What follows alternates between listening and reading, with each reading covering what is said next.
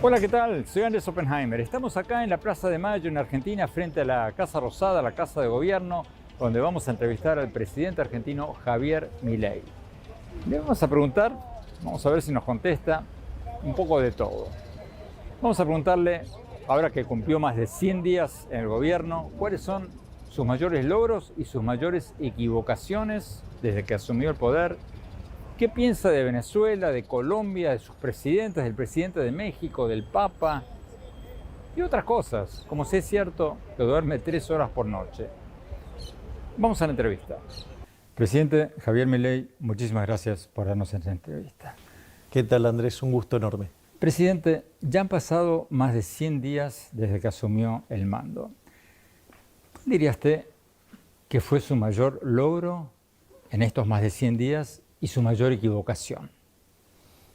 Bueno, el mayor logro es haber evitado la hiperinflación. Cuando nosotros estábamos llegando al gobierno, la inflación en la primera semana de diciembre venía viajando a un ritmo del 3.700 anual. En los primeros 15 días aceleró a 7.500% anual. Para aquellos que dicen que esto es una elucubración teórica, la inflación mayorista del mes de diciembre fue del 54% mensual, que anualizado da 17.000 anual. Y ese era el contexto donde nosotros llegamos. Básicamente enfrentábamos déficits gemelos por 17 puntos del PBI. De esos 17 puntos, 15 eran explicados por el déficit fiscal, donde 5 correspondían al Tesoro y 10 al Banco Central. Además, el gobierno anterior había financiado con emisión monetaria de manera directa o indirecta por 13 puntos del PBI cuando la base monetaria de Argentina es de 2,6, o sea, había plantado una multiplicación de la cantidad de dinero de 5 veces. No solo eso, sino que el balance del Banco Central, que estaba quebrado y que básicamente tenía una relación de 3-1 de pasivos monetarios remunerados respecto a la base, los habían pasado todos a un día, con lo cual podíamos haber cuadruplicado la cantidad de dinero en un día. Y en ese contexto nosotros encaramos un ajuste fiscal muy fuerte. Nosotros pensábamos alcanzar el déficit cero para el año completo, 2024, y lo hicimos con tanta fuerza que lo alcanzamos en el primer mes del año. Eso implicó cortar con la emisión monetaria. Al cortar con la emisión monetaria... O sea, no emiten dinero. No emitimos dinero.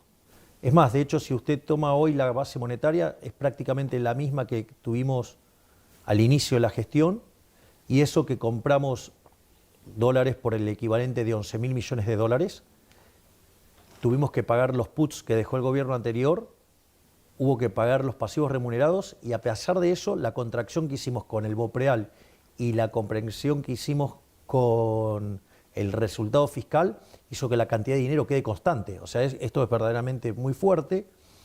Y la inflación del mes de diciembre, ya en la tercera semana, acumulaba en esas 3 semanas un 30% de suba.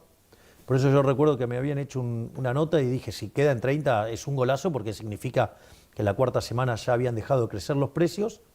Terminó dando 25, en enero dio 20, en febrero dio 13, pero cuando usted limpia los efectos del arrastre estadístico y cuando limpia los aumentos de una vez para siempre, de tarifas y, por ejemplo, prepagas que estaban atrasadas, eso hace que la inflación esté en el orden del 7%. O sea, bajó del 30 al 7.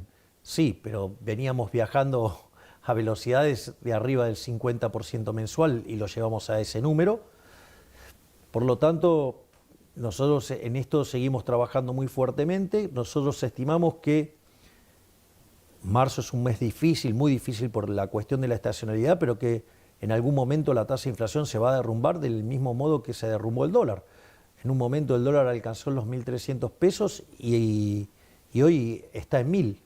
De hecho, en el medio hemos bajado la tasa de interés en varias oportunidades y aún así el Banco Central no para de comprar dólares y el dólar sigue sin moverse. Es más, si usted toma el tipo de cambio oficial con el impuesto país, no hay brecha. ¿A cuánto calcula usted que va a bajar la inflación en mayo, digamos? Nosotros no lo sabemos eso, porque no hay forma seria de determinar ese número. Lo que nosotros sí tenemos claro es que nosotros vamos a seguir manteniendo esta tremenda fuerza en la política fiscal. Digamos, para nosotros el déficit cero es como el palo mayor para Ulises. Y además, digamos, la gente que trabaja conmigo está encargada de pegarle unos cuantos tiros a las sirenas que aparezcan, por decirlo de alguna manera. Por lo tanto, nosotros lo que hemos hecho es un mecanismo por el cual la emisión es cero y el ancla nominal de la economía justamente es la cantidad nominal de dinero, la cual no se mueve. Y eso va a hacer que tarde o temprano la tasa de inflación colapse. Presidente, la segunda parte de la pregunta. Mirando para atrás, ¿qué cosa hubiera hecho diferente sabiendo lo que usted sabe hoy? A ver, yo tengo, si yo tuviera que ver algún error, fue en haber ido a hablar con los gobernadores de una manera tan transparente y tan honesta. Porque nosotros cuando presentamos la ley bases, agregamos el capítulo fiscal, básicamente para ayudarlos a resolver un problema. Y los gobernadores, en lugar de tomarlo como un gesto de buena voluntad, que es lo que era, lo tomaron como un signo de debilidad y se pusieron a trabajar sobre el capítulo 4 para destrozar las finanzas públicas y la verdad, digamos, romper el resultado fiscal y mandarnos a una hiper. Para mí, o sea, haber ido con tan buena fe, digo, probablemente fue un gran error, porque evidentemente esta gente no quería jugar limpio. Por lo tanto, nosotros en ese momento decidimos sacar el capítulo 4. Obviamente que el círculo rojo, que piensa en términos analógicos, mientras que nosotros la era digital ya nos quedó cortita. Entonces, ahí lo interpretaron como una derrota, que tuvimos que sacar el capítulo 4, y usted ahora ve la cantidad de problemas que están teniendo los gobernadores por no haber aceptado el capítulo 4, motivo por lo cual ahora ellos mismos piden una nueva ley bases que incluya el capítulo 4 para justamente arreglar lo que nosotros de origen le quisimos ayudar a arreglar y que ellos se abusaron y ahora entendieron cómo funciona. Pero digo, en el medio perdimos tiempo, ¿no? Usted en la campaña habló de dolarizar la economía o permitir una competencia de monedas para terminar con esta inflación histórica de la Argentina. ¿Es una meta realizable eso antes de las elecciones intermedias del año que viene? La realidad es que, bueno, nosotros estrictamente no hemos hablado de dolarización, nosotros hemos hablado siempre de competencia de monedas y en esa competencia de monedas es muy probable que si se llega a imponer una moneda, la moneda que se va a imponer por las preferencias de los argentinos es muy probable que sea el dólar. Por eso se habló de dolarización, pero en realidad nosotros siempre hablamos de competencia de monedas. Porque supongamos que nosotros estamos en el negocio petrolero. ¿Por qué vamos a usar dólares? Trabajemos con el WTI. O está usted en el negocio del gas, trabaja con el BTU. O usted tiene campos y hace soja, trabajamos con el precio de la soja en Chicago. ¿No? Digo, ¿para qué estar teniendo problemas con los precios si nos podemos cubrir de manera pura y directa con eso? Entonces, lo que nosotros sí tenemos en mente es terminar con el Banco Central, que es un mecanismo de estafa. Es probablemente uno de los mecanismos por los cuales los políticos estafan a los ciudadanos de la manera más grosera y violenta. Y eso es un objetivo. Lo que sucede es que para llegar a eso, primero hay que hacer varias reformas, entre ellas la reforma del sistema financiero, la cual, digamos, estamos trabajando en armar esa reforma del sistema financiero. ¿Pero es una meta realizable antes de las elecciones del año que viene? No creo que lleguemos para las elecciones del año que viene, pero la meta como tal existe, porque una de las cosas que sucede es que nosotros podemos hacer todas las reformas que sean, pero si usted deja vivo el Banco Central, los delincuentes de la política tarde o temprano van a querer usarlo para estafar a la población. Entonces, me parece que la única forma de evitar que el Banco Central estafe a los ciudadanos honestos es directamente eliminando el Banco Central. De hecho, el Banco Central como institución es una institución bastante nueva.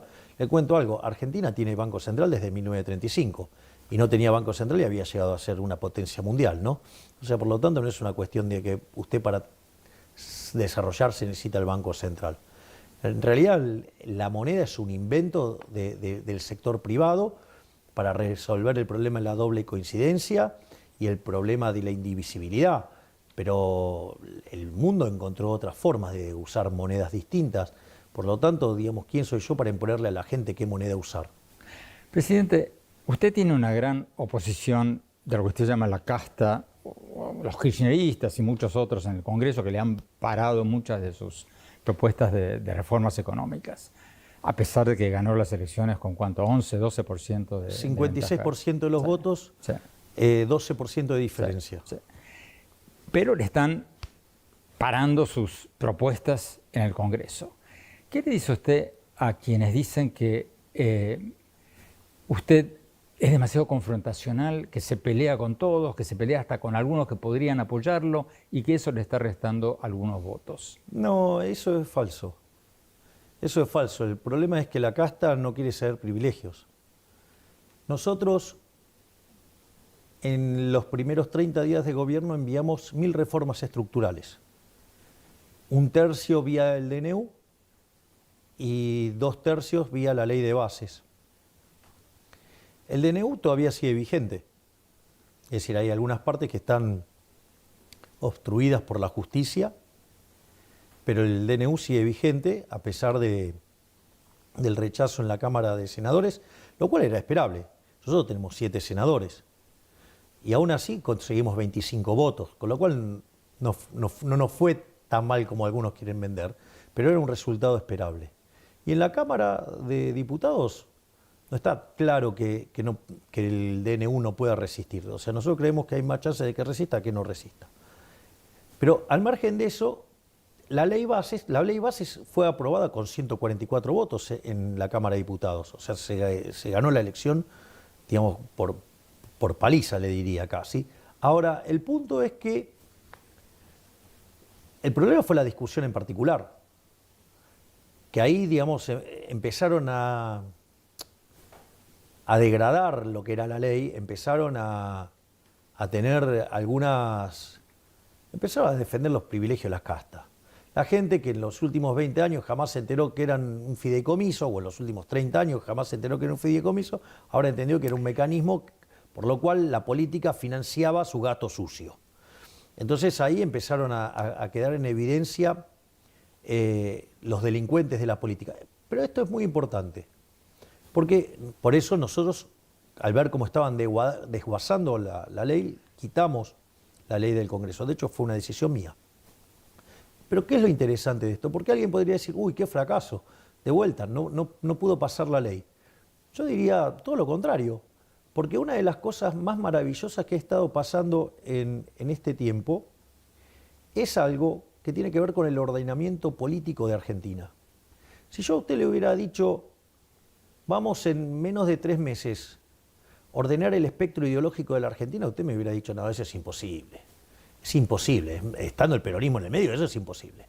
Y sin embargo, lo más interesante de lo que ha pasado con el DNU y lo que ha pasado con la ley bases es que permitió ordenar el espectro ideológico, permitió ver con claridad quiénes son los orcos, quiénes son los que están verdaderamente a favor del cambio y quiénes son los delincuentes que se disfrazan de agentes del cambio, pero siguen siendo la misma política sucia y roñosa de siempre, pero con buenos modales y lindas formas. ¿Quiénes son estos últimos? Bueno, los que entraron con los votos del cambio, pero sin embargo votaron con los orcos. ¿Por ejemplo? Y en el Senado tiene el emblema de esto, es el señor Lustó, por ejemplo. Tenemos que ir a un corte. Cuando volvamos, seguimos con el presidente Javier Milei. Gracias por seguir con nosotros. Seguimos en la Casa Rosada de Argentina con el presidente Javier Milei. Presidente, hablando de las fuerzas de seguridad y del ejército, un rumor recorriendo el internet es que usted estaría planeando un indulto para militares. Falso. Falso. Ok. Próxima.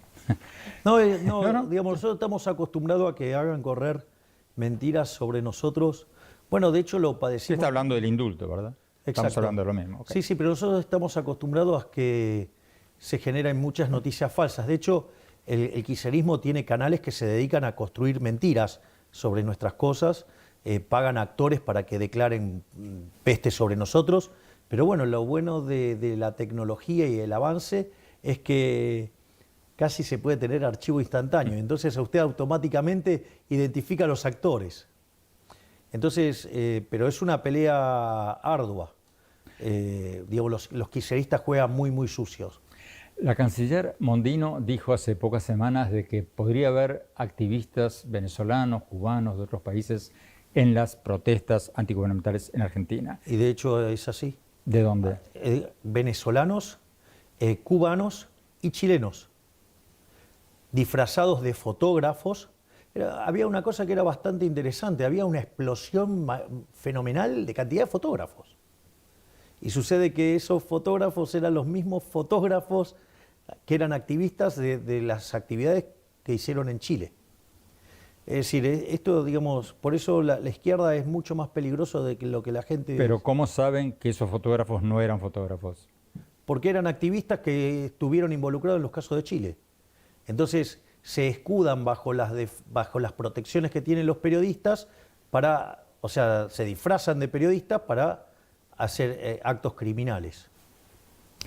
Presidente, hablemos un poco de política internacional. Usted ya, aunque lleva apenas 3 meses en el gobierno, ha hecho varios viajes internacionales, se ha encontrado codeado con muchos presidentes del mundo.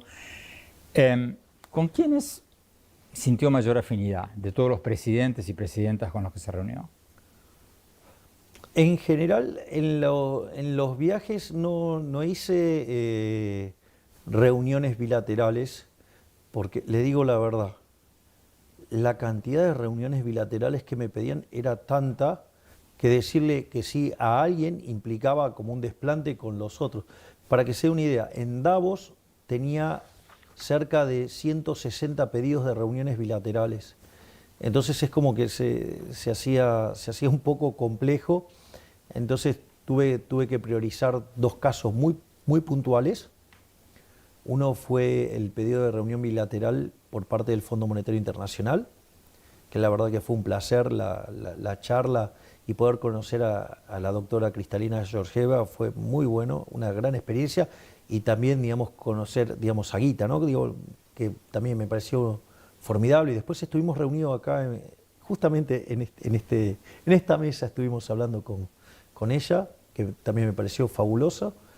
Y la otra reunión que tuvimos fue con David Cameron, porque obviamente... Canciller de Gran Bretaña. Exactamente, tenemos cuestiones que creo que vale la pena hablar y que son de mucha importancia para los 2 países. Entonces, fue las únicas bilaterales que acepté, porque la verdad es que si no era un problema en términos de agenda y en términos de que iba a terminar quedando mal.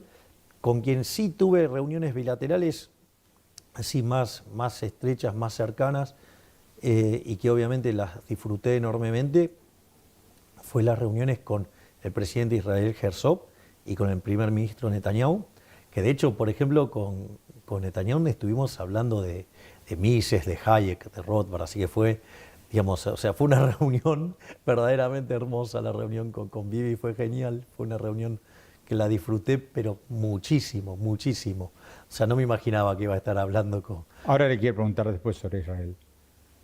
Pero antes, la misma pregunta al revés. ¿Quiénes son los peores presidentes de América Latina? Bueno, sin dudas, los peores presidentes de América Latina, por escándalo, digamos, es digamos, lo que tiene que ver con la dictadura de Venezuela, con el comunismo que quiere impulsar en Colombia Petro, o sea, con lo cual ahí tiene, o lo que tiene en Nicaragua, o lo que tiene en Cuba, eso es lo peor de todo, o sea, son verdaderamente, digamos, verdaderamente despreciables. Hace muy poco horas, Argentina, junto con Perú, Uruguay, Costa Rica y 3 o 4 países más, sacaron un comunicado expresando su grave preocupación, creo que es la palabra, por estas elecciones o pseudoelecciones, las llamo yo, en Venezuela. ¿Qué más pueden hacer los países de América Latina para tratar de eh, impulsar la democracia en Venezuela. ¿Están contemplando algún tipo de sanciones diplomáticas o algo así? Por el momento, o sea, tenemos un avance en que están siendo condenados, ¿no? O sea, por ejemplo, acá en el gobierno anterior no hubieran condenado a ninguna de esas dictaduras. Entonces, en principio, nosotros hacemos una condena enfática, nosotros levantamos esas banderas en todos los lugares y obviamente que si habría que avanzar en sanciones, yo no tendría ningún tipo de problema.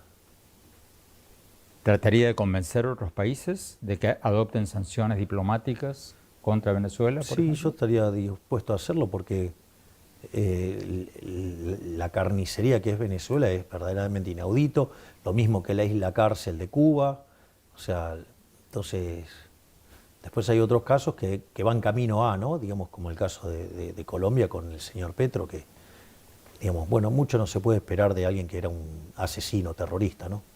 Comunista. Tenemos que ir a un corte. Cuando volvamos, seguimos con el presidente de Argentina, Javier Milei. Seguimos desde la Casa Rosada en Argentina con el presidente Javier Milei. Presidente, México va a tener elecciones el 2 de junio.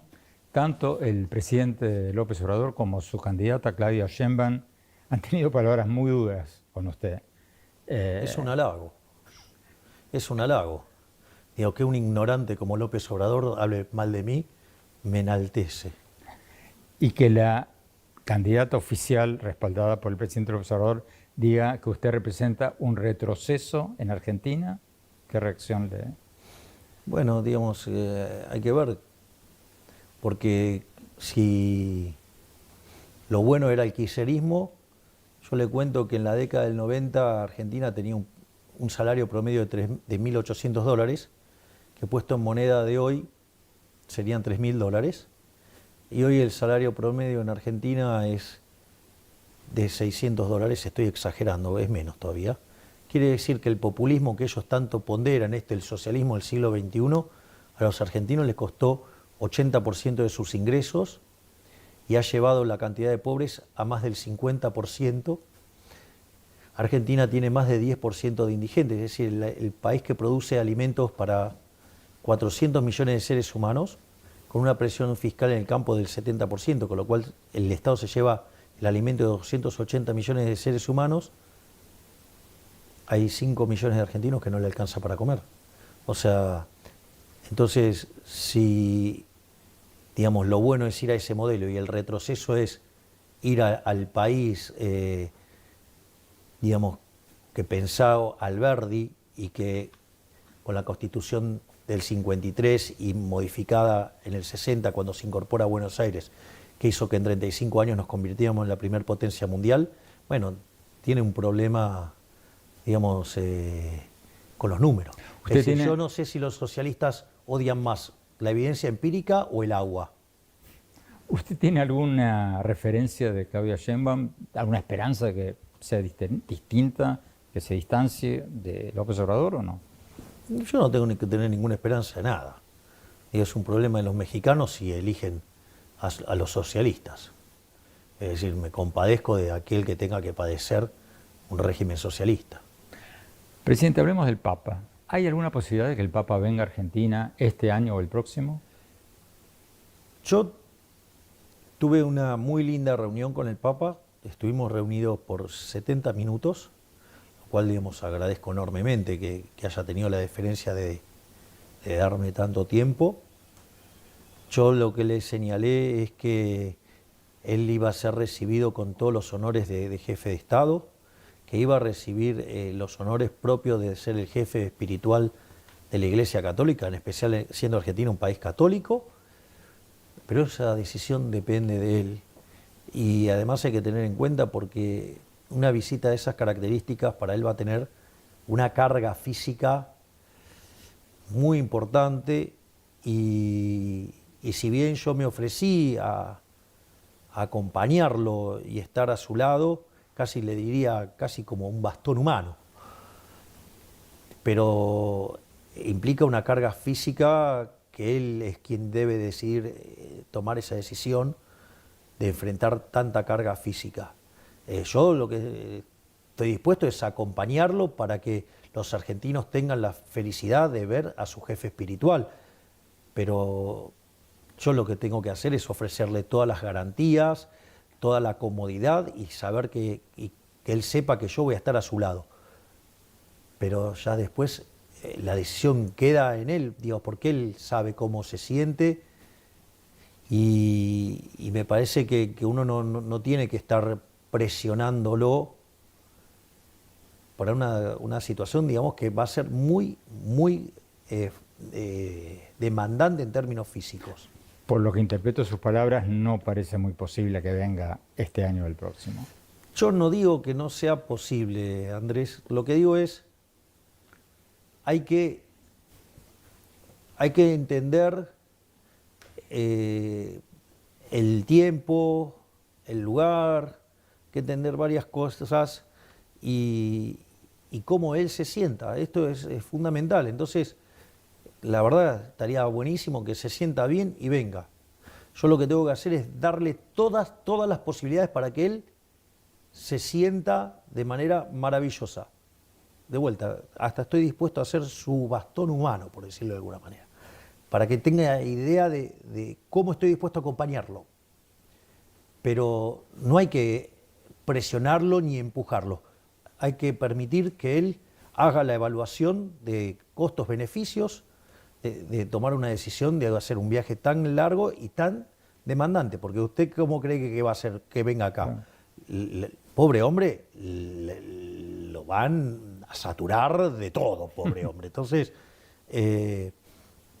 hay que ser muy respetuoso de la decisión que él tome. Es decir, yo lo que tengo que hacer es darle todas las posibilidades para que él se sienta confortable y que él pueda elegir de la mejor manera.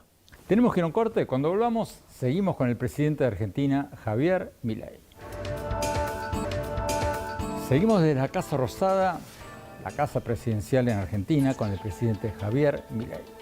Presidente, usted se encontró recientemente con el expresidente Trump y le dijo que ha sido un gran presidente, sus palabras, y que espera que vuelva a ser un gran presidente. ¿No fue un error diplomático eso, considerando que el actual presidente se está presentando para su reelección y Trump se está presentando contra él? ¿No fue un error diplomático eso? No, eso no es un error diplomático. Es un error creer que es un error diplomático. A ver. Le hago una pregunta. ¿Usted dónde cree que ocurrió eso? En una conferencia del grupo conservador. ¿En qué lugar estrictamente en de Washington. la conferencia? En Washington, ¿no? ¿Pero en qué lugar? Ahí me mató. ¿En qué lugar? Bueno, esto es muy importante. Porque eso ocurrió cuando él salía de su ponencia y yo iba camino a la mía y nos encontramos detrás del escenario. O sea, con lo cual eso, digamos, en términos protocolares no cuenta. Es algo, digo, fuera del protocolo. Es decir, sin embargo, digamos, más allá de eso, lo más importante es mi alineación con Estados Unidos, independientemente que esté en el gobierno los demócratas o los republicanos, más allá de mis preferencias. Digo, mis preferencias son públicas. ¿Su preferencia es que gane Trump? Mis preferencias siempre es, digamos, o sea, soy más afín a las ideas del Partido Republicano. Ese es el punto. Eso es cierto y eso es conocido.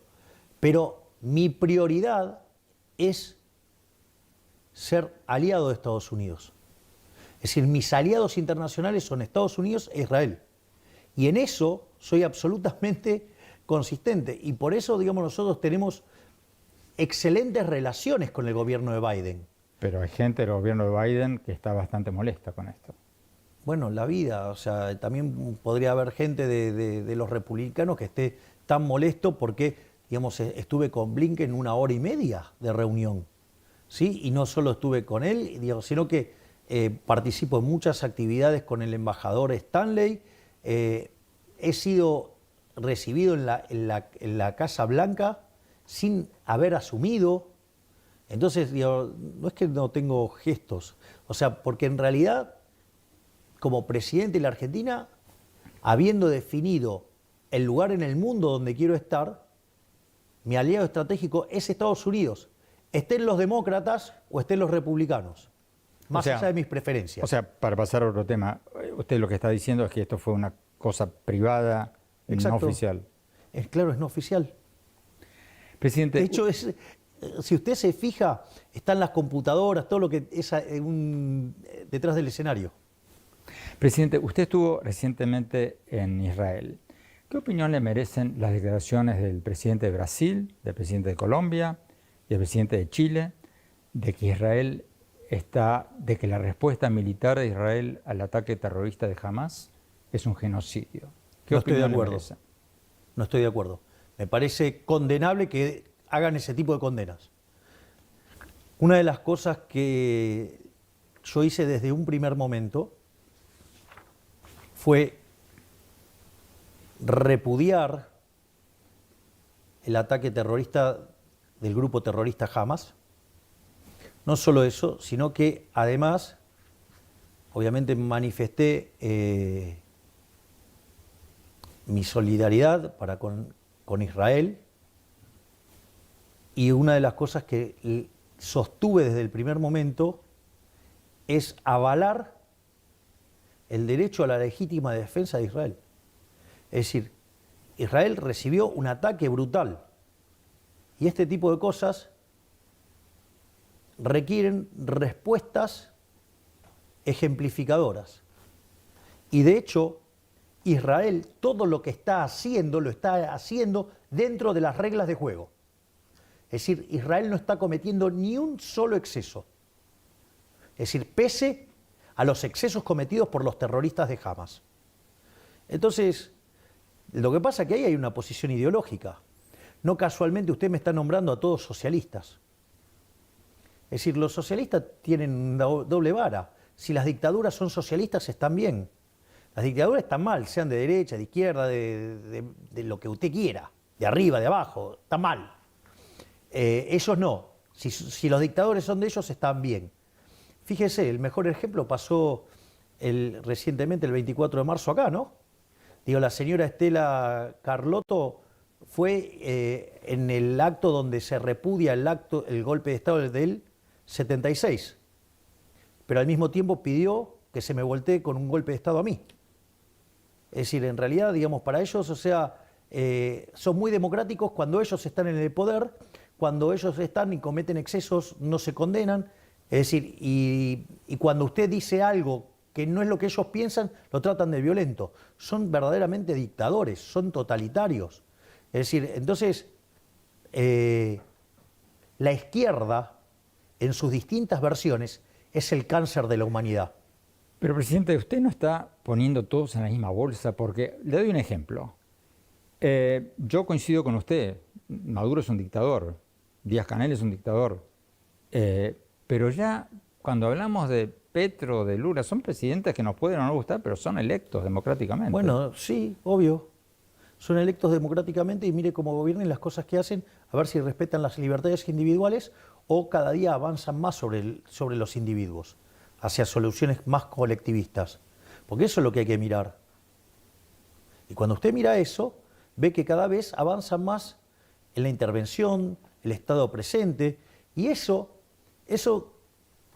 para aquellos que hemos leído, hemos tenido el privilegio y el honor de haber leído a Hayek en una de sus obras más conocidas, que es Camino de Servidumbre, sabemos en qué termina. Tenemos que ir a un corte y cuando volvamos seguimos con el presidente de Argentina, Javier Milei.